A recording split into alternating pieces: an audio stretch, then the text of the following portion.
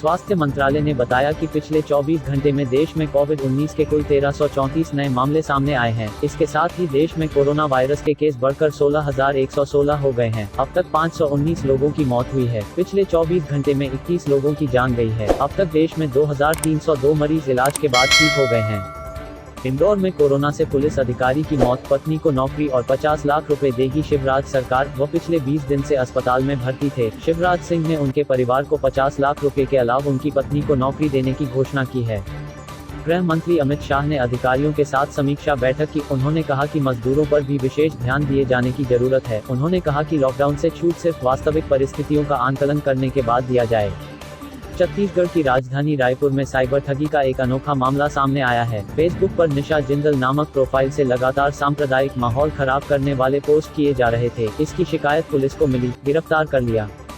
दिल्ली के तुगलकाबाद में एक ही गली में कोरोना वायरस के 35 नए केस मिले, पूरा इलाका सील। इससे पहले इस गली में 3 लोग कोरोना वायरस से संक्रमित पाए गए हैं। अब 35 और लोग कोरोना पॉजिटिव पाए गए हैं। पूरे इलाके को सील कर दिया गया है।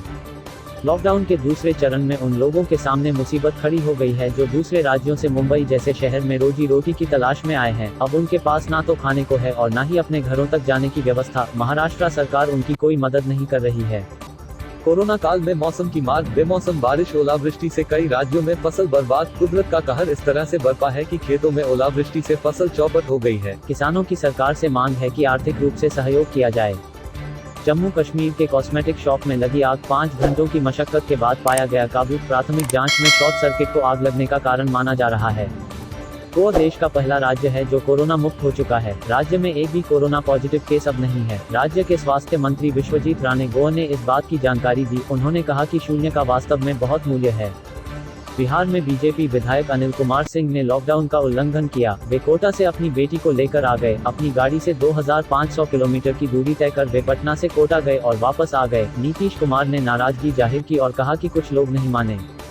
सरकार ने लॉकडाउन की अवधि के दौरान ई-कॉमर्स कंपनियों द्वारा अपने मंच के जरिए गैर आवश्यक वस्तुओं की बिक्री पर रोक लगा दी है। 4 दिन पहले ई-कॉमर्स कंपनियों को मोबाइल फोन, रेफ्रिजरेटर और सिले-सिलाए परिधानों आदि की बिक्री की अनुमति दी गई थी, लेकिन अब इस छूट को वापस ले लिया गया है। राष्ट्रव्यापी बंद 3 मई तक लागू है। इससे पहले के आदेश में कहा गया था कि ई-कॉमर्स कंपनियां 20 अप्रैल से इन उत्पादों की बिक्री कर सकेंगी।